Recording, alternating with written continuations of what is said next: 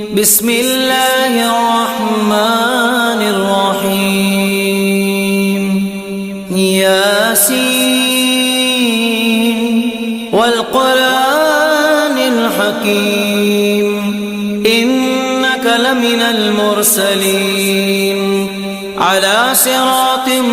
مستقيم تنزيل العزيز الرحيم لتنذر قوما ما أنذر آباؤهم فهم غافلون لقد حق القول على أكثرهم فهم لا يؤمنون إنا جعلنا